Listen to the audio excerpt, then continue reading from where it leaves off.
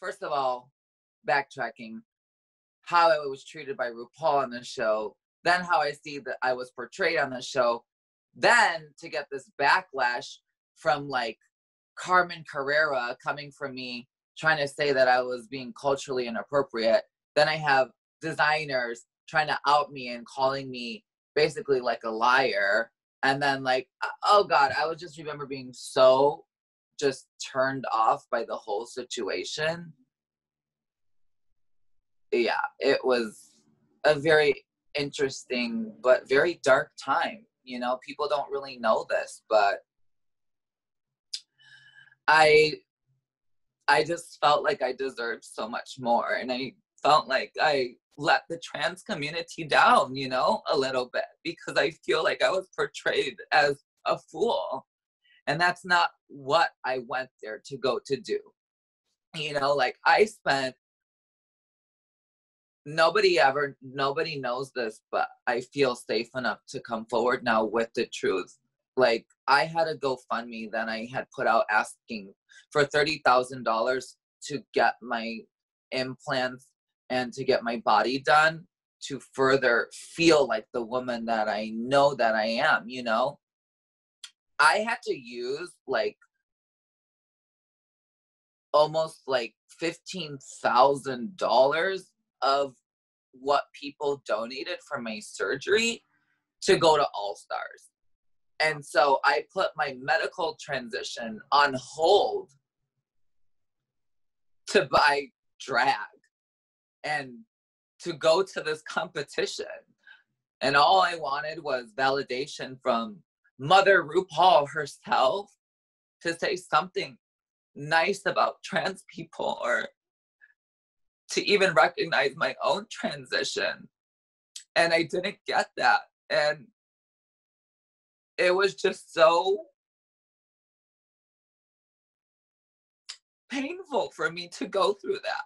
I felt neglected. I felt ignored. I felt ashamed.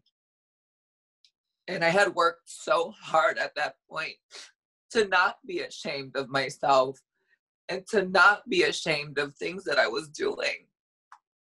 And so I felt like I had backtracked instead of moving forward.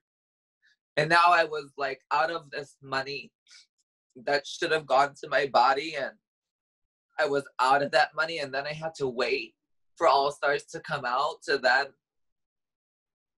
get my surgery. It was like so stupid.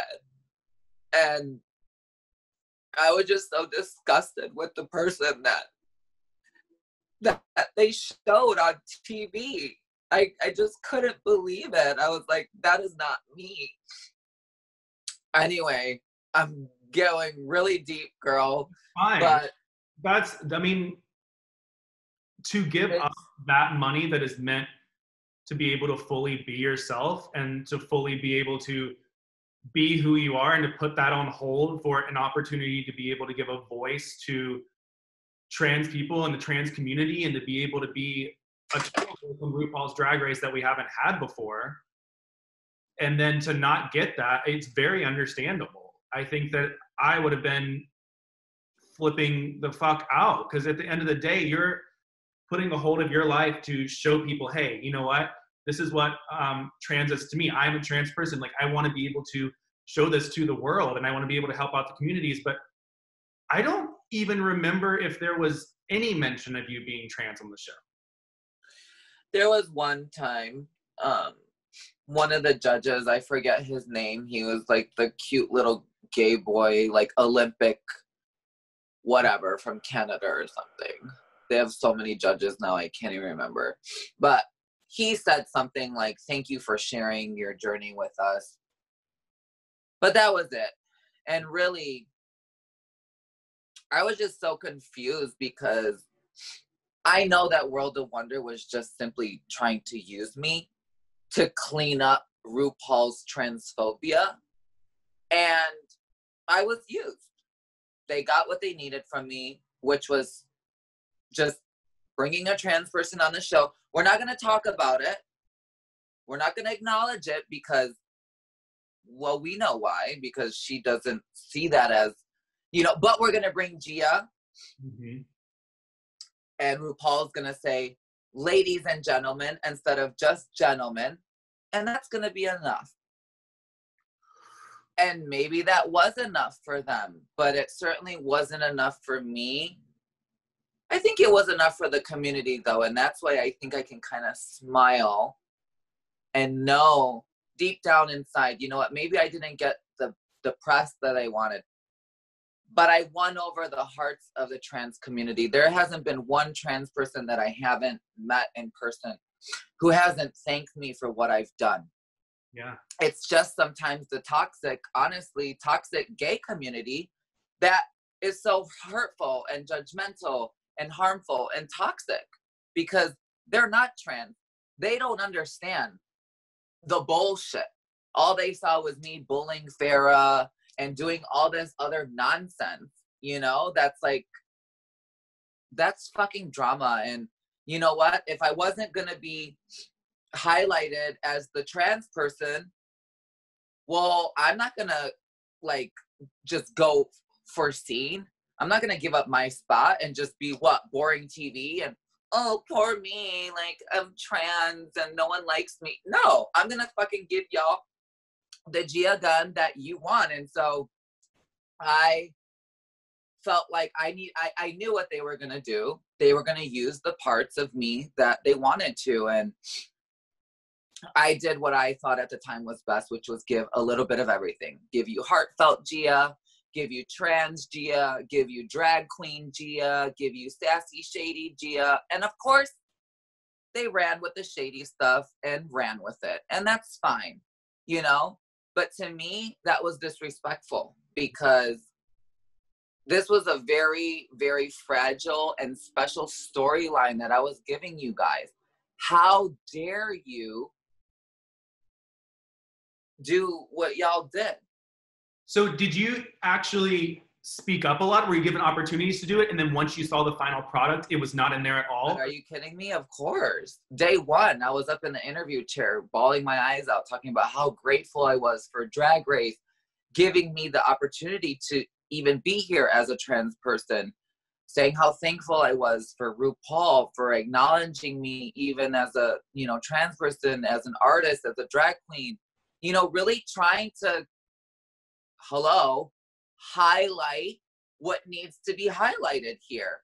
But you guys didn't want to talk about that or show any of that, because if you acknowledged it, then that means there was an actual problem. So if we don't acknowledge it, it never was a problem. Well, what did we do wrong? Yeah. RuPaul hasn't done anything wrong.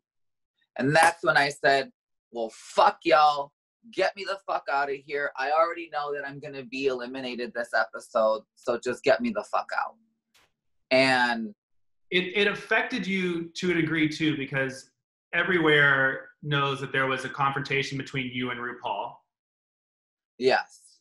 Did you speak out about the trans community in there, or were you having enough of... I did. What did you say in that moment? All I can say is that it was very cold and it was very fake. Yeah, and that my feelings were hurt. And after it happened, I just remember being so turned off, and I said, you know what, I'm done. Mm-hmm. Because I'm not going to go and play this fucking game with you guys, and I'm not going to be just completely not acknowledged. Oh, but RuPaul, she brought you here. She loves you. She does? Okay. Bring her here and have her tell me that. And she never showed up. So that's why, for me, RuPaul is a person. Mm-hmm. You know, she has shown us that she's a person. She may be an icon, but she is not, for me, an idol. And there's a very big difference. Icons can be people. Mm-hmm. They are people, you know? I'm trying to be an idol for people. I'm trying to be a trans icon / idol. I want people to acknowledge my efforts. I want to put my money where my mouth is. I want to walk the walk and talk the talk, or don't do it at all. And that's something that I feel that she doesn't. You can't stand up here and tell everyone to say love, and this is a show about inclusivity, and you can't tell me all that and have the experience that I had. Maybe not what other queens have. Chances are they're not transgender. But I just feel that the show doesn't really fully represent what it's meant to represent, because the top person who's considered the mother, the icon, the end all be all, isn't that. Yeah. So it's a little bit hard for me personally to believe anything she says and to support the show.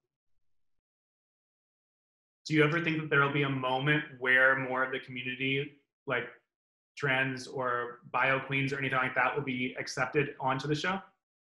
I don't. Unfortunately, I don't. Sometimes I beat myself up for possibly canceling that option, because I do think maybe it didn't go the way that they wanted it to either. And so foolishly, they may have been like, well, we tried, it didn't go the way we wanted, we won't do it again. And you have to also remember, I was on an all-star season. Yeah. So do I think that maybe we could see a Jiggly or a Sonique or Carmen, God forbid, I don't know, back on? Maybe. Because they're not gonna fully try to just cut the whole trans thing loose. Because I think if they do, they have to show that they're trying. Yes. Do I think we'll see one on a new season? No. I think if it was meant to happen, it's clearly just not meant to happen. I think it would have happened already. Yeah. And I think it's unfortunate, but I think people need to now face the truth and make some decisions. This is the truth. She's not having trans queens on the show. Are you going to continue to support it? Are you going to continue to watch it, or are you not? And I think you can still support the show. You can still support local drag. There's still so many ways. Are you fucking kidding me? To support the drag culture, but not have to support RuPaul's Drag Race. Yeah. Actually, the queens in need of your support aren't on that show. Actually, the queens that deserve the booking fees, the spotlights, and the 5-star hotels are also not on that show. So we're all being given an opportunity, like anything else in life, to make a decision. I think that decision's very hard for people because people are fans of the show. Fans. It's addicting. I'm a fan of the show. And you see how I feel. It's an addicting show. It's entertaining. It's fun because it does. It gives you a sense of disconnecting. And I think that's also why they don't try to push the whole sob stories, and they don't try to get too deep because it's not a show for that. Yeah. You want to see all that? Go watch Barbara Walters, girl, or watch this, because this is the reality. You know what I mean? And I just don't think that they want that anymore, because I think they've gotten a lot of backlash in the past, and they just can't handle the heat. It's so sad. And speaking of inclusivity, when you got off the show and when you were now I'm Gia Gunn and I'm a trans woman, was the nightlife in the LGBT community and spaces any different for you? Did you receive any difference, like, you know, pre-transition to post-transition? Yes. I think the biggest difference existed between me and nightclub owners / agents.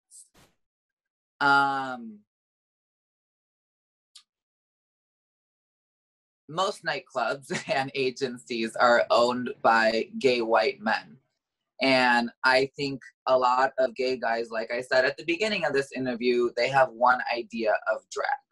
And that's a man who's dressing up as a woman. And they don't really always understand the trans role, other than that we're pretty. And some are prettier than others. That's how the mind works. Some are more believable than others. That's how the mind works. And I think when I transitioned, and especially after how it was portrayed on All Stars, I think it put a bad taste in people's mouths. And I think a lot of promoters were just like, we don't know how to respond to that. Like, she's trans and she's like a villain and she's like already coming from a certain reputation from season 6. We don't know. And I felt like I wasn't really given a lot of chances. I belonged to the Michael Benedetti agency. I was dropped shortly after. No explanation, no call, no pre-warning. I was just told, you know what, I don't think this relationship is working out anymore. So I was dropped. Yeah, I think Sonique might be the only other trans person that they have on their roster. But if you look around, you know, like Work the World, World of Wonder, you know, Wow Present, no one's really working closely with any of us trans queens. And it's sad, but like I tell my sisters, you can either try to continue to feed the flame and be scared to do what I'm doing, which is create your own reality and not have to suck up to you know who and that whole thing, or bite the bullet. And I guess during the day when you're not in drag, know that your presence is valid and your existence is valid, and make your own choices. For me personally, I'm trying to cultivate my own thing. I'm trying to have my own trans drag race girl. I am no longer trying to have to say yes, God, and yes to things that honestly aren't going to benefit me or the trans community. Why do I have to keep benefiting other people? Why do I have to keep benefiting the white gay man who doesn't give a fuck about me or my community? Why do I have to keep benefiting RuPaul and her brand, who also doesn't give a fuck about me? No, it's time that Gia creates things for trans people by trans people. And I feel like that's my next step. That's amazing. What do you think it is that you want to be able to tell or be able to spread through the community, and especially about, you know, the trans community? What do you think it is that you want to do? Like, what's your goal and what's your vision? I think my main goal is just to show acceptance and to encourage acceptance. I think understanding is too hard. I don't think we should hold everybody to understand, because not everybody wants to understand and not everybody will understand. Hell, I still am trying to understand what being trans is on some days, you know? But I think overall acceptance, yeah, right? Just accepting the fact that trans people exist. Trans people come in different shapes, sizes, forms. They sound different. They look different. But it doesn't mean that they're any more or less trans. And trying to educate people on, there is no final transition. There is no, oh my God, you're finally a woman, or how far have you gone? You know, like, did you cut it off yet? Like, trying to change the way that we talk about trans people and transitions, because the way that the majority of the world in and out of the community, the way that they talk about trans people, it's very dangerous and very not good. And so one of my goals on top of acceptance is also just educating and then allowing people to make their own decision. Yeah. But you can't make a decision if you don't know enough about the topic. And I just think majority of the world has the wrong perception of trans people. I do blame the trans community, because I do think there are, up until now or up until recently, there have been a lot of people in the community who have not really represented us in the best way. And I'm not going to say any names because it doesn't even matter. But I just think us trans women and men with voices, we have a lot more work to do because there was so much damage and misrepresentation done. And so not only are we trying to fight through the crowd, but we're also trying to change the way that maybe even some gay men think about trans people, or the way my parents think. So yeah, I think it's just about visibility, acceptance, and education. That's my main goal, for myself and for my community. You know, you're only as good as your weakest player. So I also need to help educate some of my trans sisters. I also need to be educated also. I have a lot of questions. I have a lot of concern. I have a lot of ignorance, you know, towards a lot of the things that are happening in the trans community now. You know, trans is no longer what I knew it to be when I was growing up. So I have learning to do as well. Great. I love hearing that. And I love how open you are about everything and how open you are to educating yourself, to educating other people. I think that's what needs to be done in this community. We need to stop the whole, you know, we need to be inclusive of everybody. We can't be exclusive. We can't be doing that. And I think that is such a big step in the right direction that you're doing. And I think that you're taking your platform and you're turning it as into a really good thing. I think, you know, you had a stint on RuPaul's Drag Race that helped to give you a boost in the popular eye, but now you're taking that boost and you're being like, let's learn more about the trans community. And that's really respectable. I think that that's really good. Yeah, I'm just trying to do what RuPaul hasn't, you know, and it may sound corny, but at the end of the day, I am thankful because I feel like she's given me the work that now I need to do. If she did all the work, there wouldn't be anything for me to do. And I feel like there's a lot for me to do, and that's inspiring and that keeps me motivated. So in the long run, I think life, you know, things happen for a reason, and we can't beat ourselves up for what's happened in the past. We can only focus on how we're going to move forward. And I know that's such a cliche like saying, but it's true. Yeah. You know, I think I've spent so much time looking back.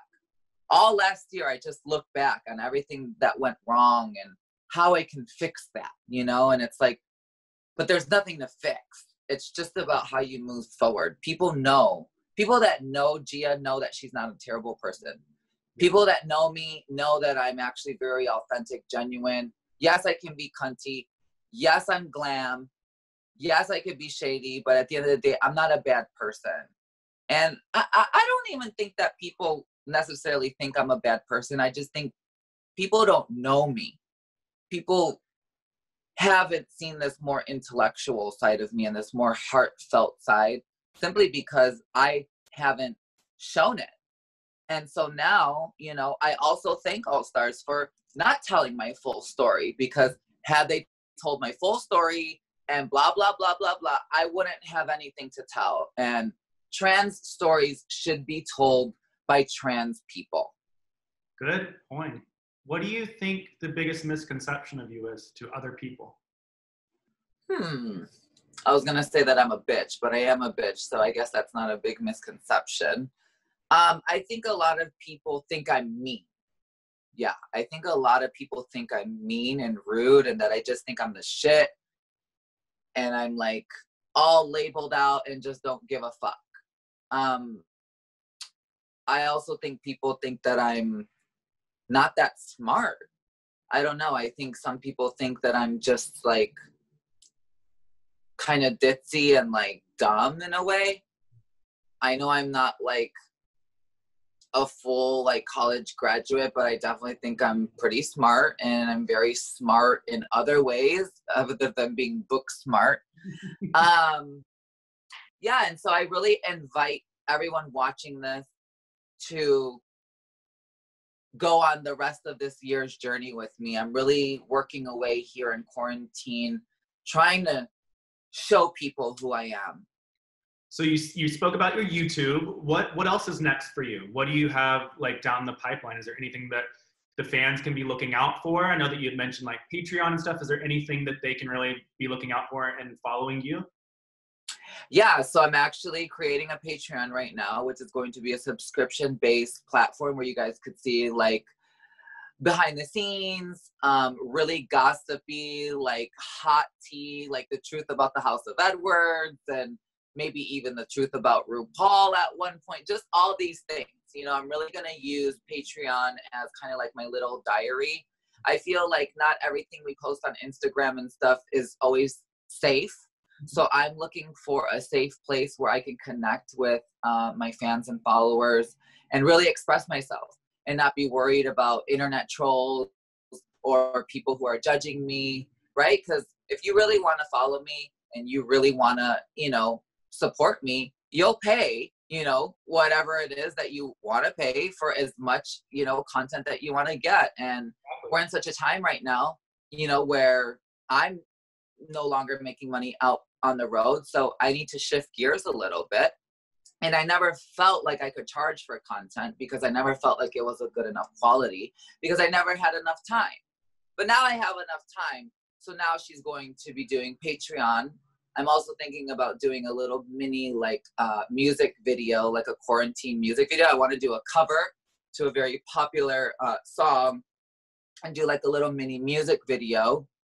I still have dates lined up. They haven't canceled. I'm supposed to be going to Nicaragua in June for this all trans pageant that they have going on. So yeah, I'm really not like, I don't think anyone's really planning too big of stuff right now in quarantine.